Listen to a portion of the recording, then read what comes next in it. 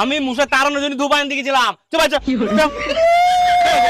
গিন্নি, ও গিন্নি তাড়াতাড়ি আসো। আরে কি হয়েছে বলো? তোমার একটু সাধারণ জ্ঞান বুদ্ধি নেই? জামাই কখন এসেছে? জামাইকে একটু চা করে দাও। আরে চা তো আমি কখন করে দিতাম, কিন্তু চা করবো কি করে? বিড়াল ঢুকে তো সব দুধ খেয়ে নিয়েছে।